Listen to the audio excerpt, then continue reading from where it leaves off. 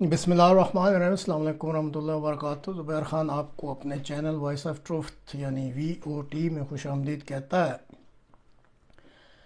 آج جمعرات کا روز ہے اور دسمبر کی آج 15 تاریخ ہے۔ یہ جو پاکستانی سیاست میں فوجی مداخلت کا مخمصہ، یہ ایک سیریز شروع کی ہوئی ہے اور اس سلسلے میں تقریباً 4 پروگرام کیے جا چکے ہیں۔ شاید 2 یا 3 مزید پروگرام بنے، لیکن بیچ میں چونکہ کچھ اور بھی ڈیولپمنٹس ہو جاتی ہیں تو اس لیے آج اس موضوع پر نہیں بلکہ کسی اور موضوع پر آپ سے بات کی جائے گی۔ ناظرین، آپ اس سے اتفاق کریں گے کہ مختلف ادوار میں دنیا کا نظام چلانے کے لیے مختلف طاقتور شخصیات اور ممالک جو ہیں وہ اپنا اپنا کردار ادا کرتے رہے ہیں۔ یہ دنیا کی تاریخ ہے۔ اب گزشتہ کئی دہائیوں سے یہ ذمہ داری طاقتور ملک امریکہ جو ہے وہ ادا کر رہا ہے۔ دنیا کی ایسی اہم شخصیات کی جو تصاویر ہوتی ہیں یا اہم ممالک کے نقشے جو امریکی حکمرانی کے اصولوں کے تحت بنائے ہوئے چوکھٹوں میں فٹ نہیں ہوتے، پھر امریکہ ان کو اپنے چوکھٹے میں فٹ کرنے کے لیے اپنی مرضی کے مطابق ان شخصیات یا ان ملکوں کے نقشوں کی قطع و برید کرتا رہتا ہے۔ اگر آپ ماضی قریب کا جائزہ لیں تو ملکوں میں عراق اور لیبیا یا افغانستان اور شخصیات میں اگر دیکھیں تو صدام حسین ہیں، قذافی ہیں، الظواہری ہیں یا اسامہ بن لادن ہیں، ان کی مثالیں موجود ہیں۔ اگر تو وہ ان کے چوکھٹے میں فٹ ہو گئے تو ٹھیک، ورنہ پھر وہ منظر عام سے غائب کر دیے جاتے ہیں۔ اب شام کے جو صدر تھے وہ چونکہ روس کی طاقت کے سایہ تلے آ گئے، اس لیے پھر وہ ابھی تک سروائیو کر رہے ہیں اور امریکہ کے اس قطع و برید کے جو ہے پروسیس میں وہ ابھی تک نہیں آ سکے۔ اب پاکستان جو ہے وہ اپنی جغرافیائی لوکیشن، یہاں پہ جو معدنیات موجود ہیں، ایک بڑی آبادی موجود ہے، بڑی طاقتور فوج ہے اور اسی طرح یہ ملک ایک ایٹمی طاقت بھی ہے۔ تو ان وجوہات کی بنا پر جو پاکستان ہے نا، وہ امریکہ کی جو ترجیحی لسٹ ہے اس پر ہمیشہ ہی ٹاپ پوزیشن پہ رہا ہے۔ جب تک جنرل باجوہ اور عمران خان ایک پیج پر رہے، معاملات چلتے رہے۔ لیکن جو ہی امریکہ کو یہ احساس ہوا کہ عمران خان ایک مختلف شخصیت ہے اور جو امریکی حکمرانی کے اصولوں کا چوکھٹا امریکہ نے بنایا ہوا ہے، اس شخص کی تصویر اس چوکھٹے میں فٹ نہیں ہو رہی، تو پھر اس کی شخصیت کی جو ضروری کانٹ چھانٹ یا قطع برید کہتے ہیں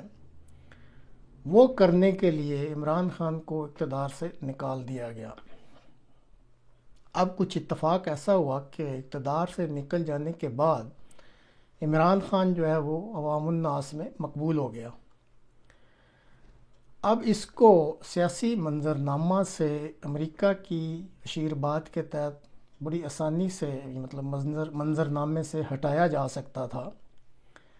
لیکن امریکہ بھی سوچ کے قدم اٹھاتا ہے۔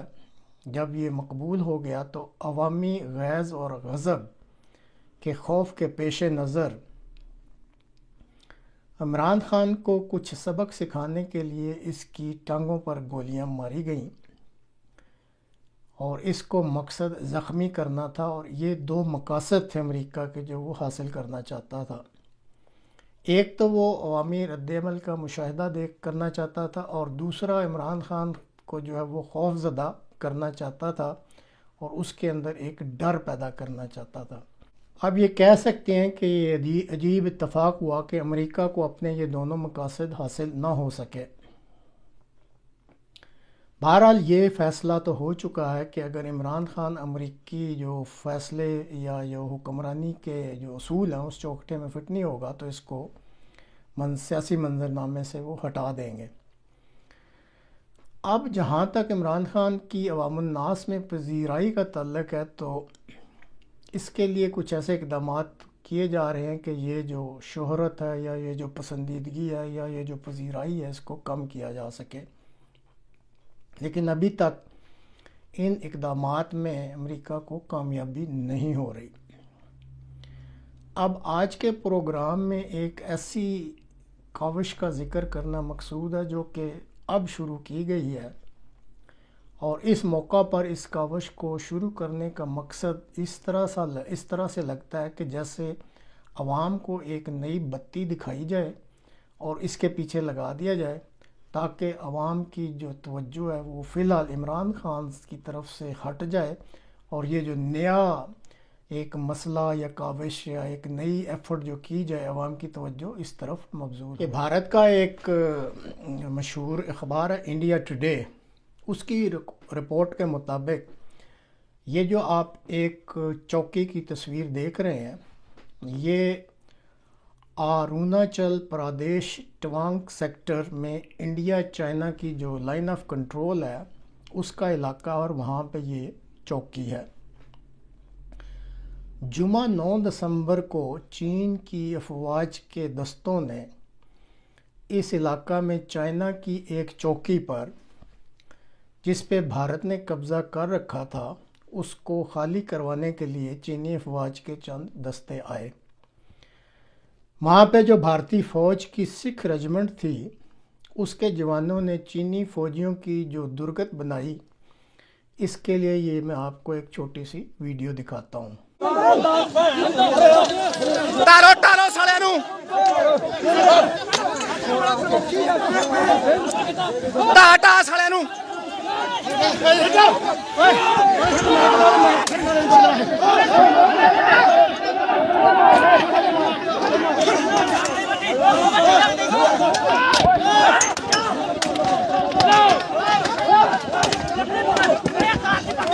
یہ دوبارہ نہیں ہوگا۔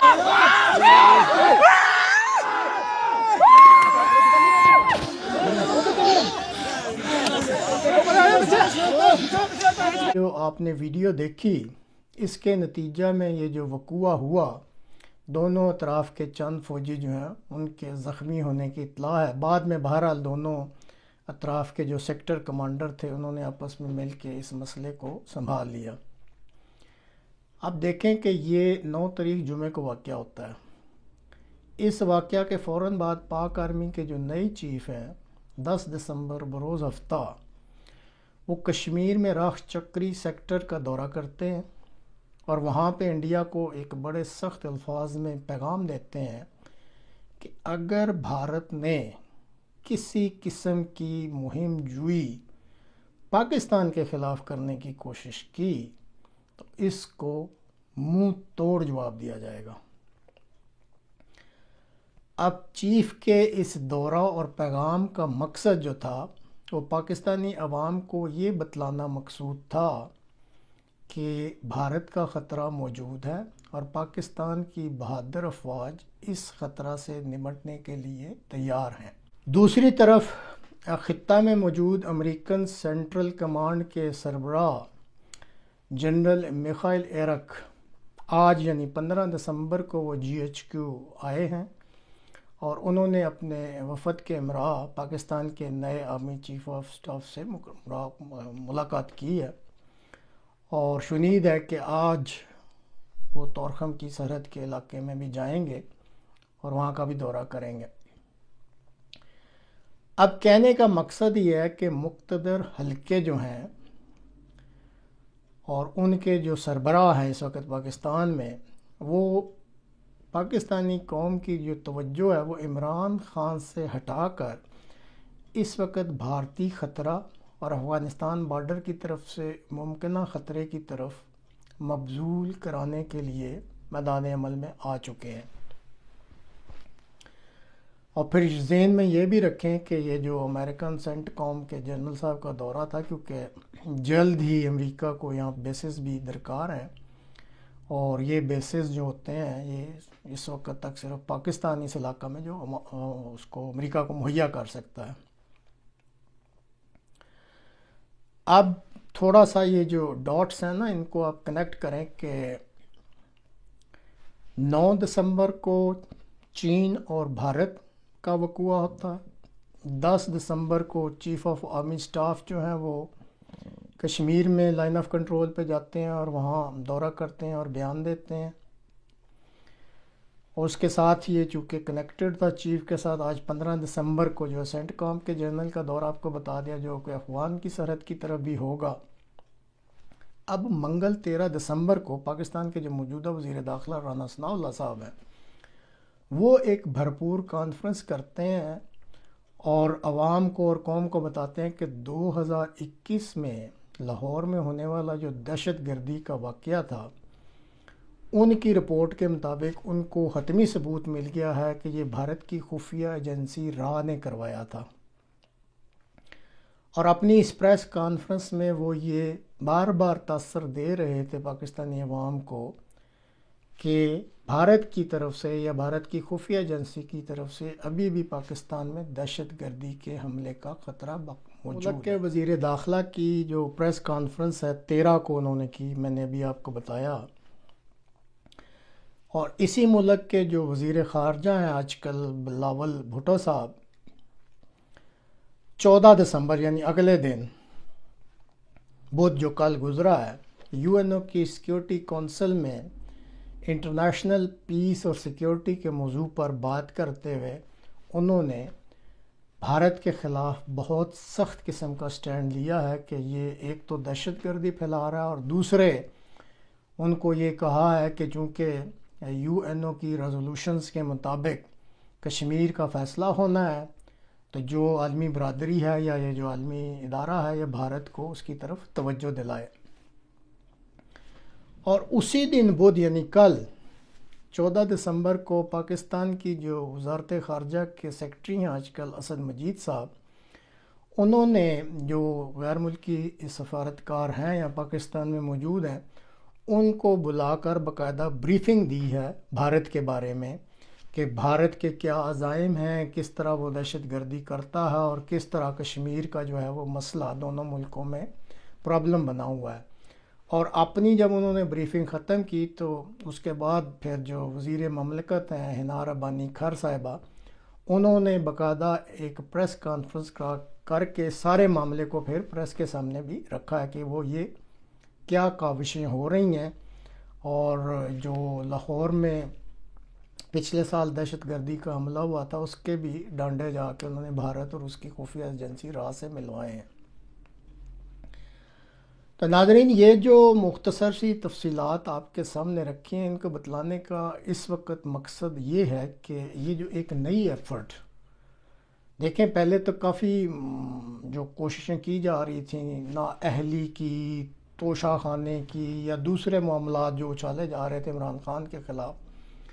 لیکن وہ اس سے جو عوام میں اس کی پذیرائی یا پسندیدگی ہے عمران خان صاحب کی، اس پہ کوئی اثر نہیں پڑ رہا تھا۔ اب یہ ایک نیا جو پہلو نکل رہا ہے کہ عوام کی توجہ بھارت کی جو ایکٹیویٹیز ہیں یا اس کی دہشت گردی یا کشمیر کا جو مسئلہ ہے یا افغانستان کی طرف سے جو مسائل آ رہے ہیں اس طرف عوام کی جو ہے وہ توجہ مبذول کرائی جائے۔ تو یہ جو آپ کو ساری باتیں بتائی ہیں اس طرف واضح اشارہ کر رہی ہیں، اور اگر اپنی ان کاوشوں میں مقتدر حلقے جو ہیں کامیاب ہو جاتے ہیں تو پھر اس طرح لگ رہا ہے کہ پاکستان میں غالباً انتخابات کا انعقاد جو ہے وہ مشکل ہو جائے گا، اور یہ آپ ذہن میں رکھیں کہ یہ بھارتی اور افغانی خطرے کو جو ہے نا بہت زیادہ اچھال کے پھر ایک دفعہ پہلے بھی اس کا ذکر ہو چکا ہے، وضاحت کی جا چکی ہے، کوئی فالس فلیگ آپریشن کیا جا سکتا ہے، جس میں یہ فالس فلیگ آپریشن یہ ہوتا ہے کہ کرتا کوئی اور ہے کسی مقصد کے لیے، لیکن کرنے کے بعد نام کسی اور کا لگا دیا جاتا ہے۔ تو اس طرح کا کوئی فالس فلیگ آپریشن کرنا مشکل نہیں ہے پاکستان کے لیے یا پاکستان کی افواج کے لیے۔ تو ان کی پھر کرنے کے بعد اس کی بنیاد پر جو ملک میں نا ہنگامی حالت کا اعلان بھی کیا جا سکتا ہے، اور پھر اس کے پردے میں کوئی عارضی حکومت بھی قائم کی جا سکتی ہے۔ اب ایک اور دلچسپ چیز جو سامنے آ رہی ہے کہ اس وقت تک جو پاکستان کے وزیر خارجہ ہیں بلاول بھٹو زرداری صاحب، وہ غالباً 33 یا 34 ملکوں کے دورے کر چکے ہیں، اور جو لوگ اس ٹرم کو سمجھتے ہیں اپرینٹس شپ، کیونکہ پہلے تو ان کو کوئی تجربہ نہیں تھا حکومت میں آنے کا، تو غالباً ان کو یہ امریکن اشیرباد پہ ہی یہ ذمہ داری دی گئی ہے، اور ان کو دنیا کے مختلف ممالک میں پھرا کے غالباً یہ جو پچھلے 7-8 مہینے یہ اپرینٹس شپ کو مکمل کیا جا رہا ہے۔ اور اگر یہ انتخابات نہیں ہوتے، فالس فلیگ آپریشن ہوتا ہے، اور اس کے پھر پردے میں اگر کوئی عارضی حکومت کا قیام آج ہو جاتا ہے، تو بہت ممکن ہے کہ پھر جیسے امریکہ کی شدید خواہش ہے، اور ریٹائر ہو جانے والے جنرل باجوہ صاحب نے بھی ایک دفعہ وعدہ کیا تھا کہ ان کی خواہش ہے کہ بلاول بھٹو ملک کے وزیر اعظم بنے، تو بہت ممکن ہے کہ ان کو پھر اس عارضی حکومت کا، جو کہ بعد میں اس کی مدت بڑھائی بھی جا سکتی ہے، اس کے یہ وزیر اعظم بن جائیں، کیونکہ ایک کٹ پتلی وزیر اعظم ہی چاہیے ہوتا ہے جو ہر وقت یس سر کرنے والا ہو، اور وہی اس وقت امریکہ کو پاکستان میں ایسا ہی وزیر اعظم چاہیے۔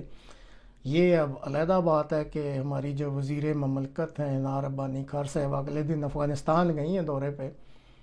تو آج یا کل ہی یہ سوشل میڈیا پہ ویڈیو وائرل ہوئی ہوئی تھی کہ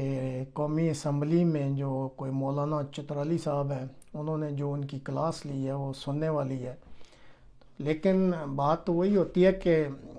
اثر تو وہاں ہوتا ہے جہاں پہ کچھ ضمیر زندہ ہو۔ جو پاکستانی سیاست ہے اور اس میں جو لوگ ملوث ہیں، ان کا تو خیر نہ کوئی ضمیر ہے، اور اگر کسی کا ہے تو زندہ تو بہرحال نہیں ہے۔ اب رہا مسئلہ عمران خان صاحب کا، تو آج ہی ٹویٹر پہ ایک تصویر شیئر کی جا رہی ہے جس میں یہ اپنی دونوں ٹانگوں پہ کھڑے ہیں، اور نیچے پھر کسی نے کیپشن لگایا ہے، اے تے پھر اپنے پیروں تے کھلو گیا ہے، مطلب پنجابی میں کسی نے لگایا کہ اے تے پھر اپنے پیروں تے کھلو گیا۔ لیکن ناظرین یہ نوٹ کر لیں کہ جیسے کافی پروگراموں میں، اور یہ جو مخمصے کے پروگرام بھی چل رہے ہیں کہ پاکستانی سیاست میں جو فوجی مداخلت ہے، ابھی تک یہ آپ یاد کر لیں یا یاد رکھ لیں کہ پاکستان میں جو حکمرانی ہے وہ امریکی اشیرباد کے بغیر ناممکن ہے۔ پاکستان امریکہ کی ترجیحی لسٹ پہ بہت ٹاپ پوزیشن پہ ہے، اور امریکہ یہ افورڈ ہی نہیں کر سکتا کہ اس ملک میں امریکی مخالف کوئی ایسا حکمران آئے کہ پاکستان اس کے ہاتھ سے نکل جائے۔ بڑی کوششیں ہو رہی ہیں کہ عمران خان صاحب جو کہ اس وقت عوام میں مقبول ہے، ان کے جو خیالات ہیں یا وہ جو عزائم ہیں، ان کو امریکی حکمرانی کے جو اصول ہیں اور ان اصولوں کا جو چوکٹا بنا ہوا ہے، اس میں کسی طرح عمران خان صاحب فٹ ہو جائیں۔ ابھی تک تو اس میں کامیابی نہیں ہو رہی، اور اگر وہ اپنی ضد پر قائم رہتے ہیں اور اڑی رکھتے ہیں اور فٹ نہیں ہوتے، تو پھر ڈر یہی ہے، بہرحال زندگی موت تو خدا کے ہاتھ میں، لیکن ڈر یہی لگتا ہے کہ پھر ان کو سیاسی منظرنامے سے غائب کر دیا جائے گا۔